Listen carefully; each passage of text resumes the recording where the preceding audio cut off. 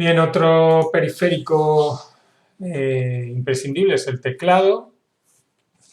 Todos lo utilizamos para interaccionar con el sistema, con la escritura de texto o la pulsación de funciones o opciones del sistema. Se conecta normalmente por USB o van incorporados, como el caso de los portátiles. Tradicionalmente se utiliza el teclado QWERTY, que es por la primera fila de arriba de letras, que pone QWERTY, están seguidos, pues eso se utiliza para denominar este tipo de teclado. Se compone de 100 a 102 teclas y aquí tenéis la distribución, ¿no? Con teclas como el Alt, el Windows, el espacio, teclas especiales, las funciones, bloqueo de números para utilizar el teclado numérico, que es este que aparece a la derecha, las típicas de bloqueo mayúscula, tabulador, Shift, que también permite introducir mayúsculas, Control, Alt, etc. Y hay una versión reducida que se quita el numérico, que es el de 83-84 teclas, para portátiles o equipos más pequeños.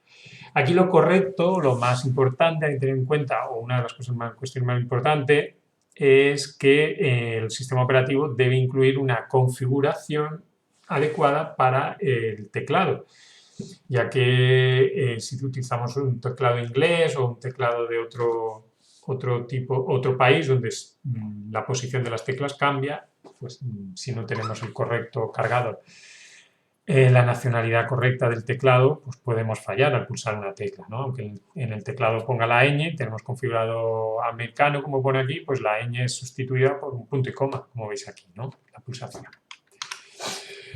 Importante respecto al mecanismo físico que se utiliza para recoger las pulsaciones, ¿no?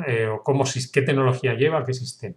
Vais a encontrar en los teclados principalmente dos tipos, los de membrana o contacto capacitivo, los de membrana normalmente se denominan, que bueno, tienes unas láminas de plástico delgadas, que debajo pues hay unas pistas conductoras y una tercera membrana agujereada debajo, ¿no? Aquí es la idea, a ver, aquí debajo hay una membranita y aquí el pulsador y otras membranas por arriba. Bueno, la idea es que bajamos el pulsador, esto empuja esto hacia abajo y provoca el paso de corriente eléctrica y la identificación de la tecla pulsada.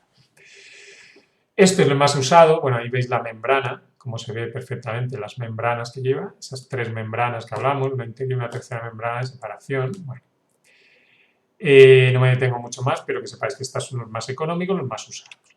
Luego tenéis los mecánicos, y los mecánicos lo que tienen un muelle por tecla.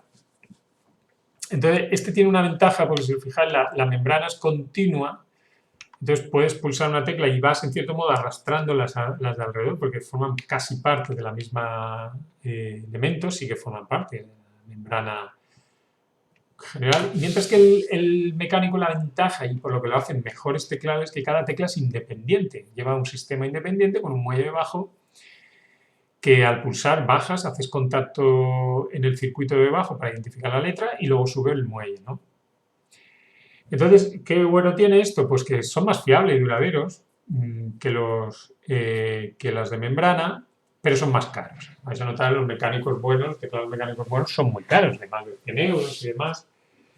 Entonces, bueno, son cuestiones pero la gente que se acostumbra a este tipo de teclado le gusta más que el de membrana. Tienen tacto y pulsaciones diferentes, digamos, sobre todo pulsación diferente. Es más sensible al polvo, se pueden meter por dentro más fácilmente, porque deja más espacios. Luego encontraréis, porque eso es la tecnología, lo encontráis, ahora ya hablamos de otras cuestiones respecto a la conectividad, los teclados pues, inalámbricos, que son los que no utilizan cable al USB, sino que van por radiofrecuencias o por Bluetooth.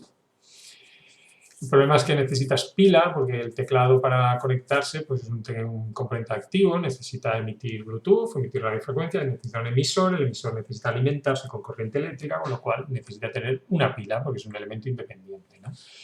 Llevan un pendrive o un USB pequeñito conectado al equipo, que es el que actúa de receptor y emisor a la vez desde el equipo adapta al equipo un controlador, en cierto modo, sobre el teclado y sobre el ratón. El mismo puede servir para los dos.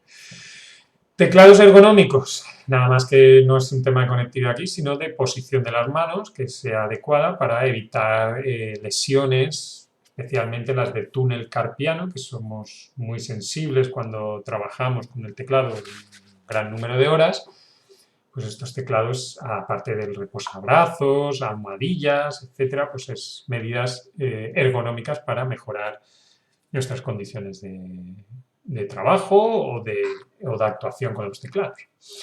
Los ratones, conocer los ratones, posicionar el cursor en la pantalla y interactuar también con el sistema.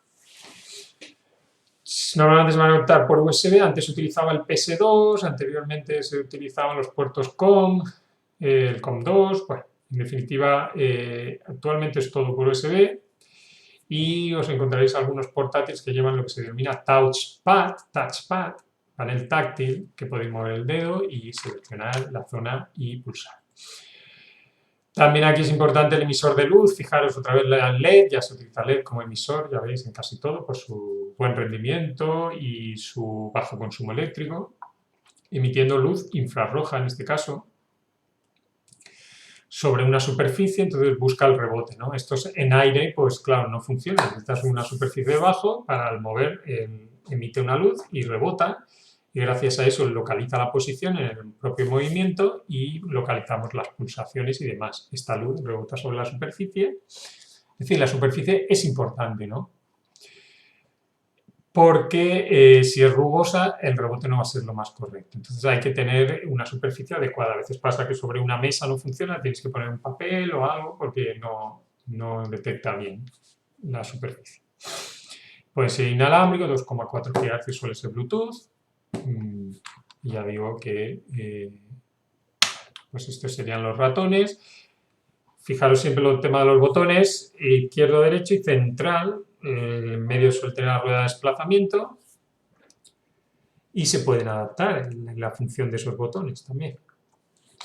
El derecho suele abrir menús contextuales y el izquierdo es el principal para abrir aplicaciones y pulsar sobre la pantalla.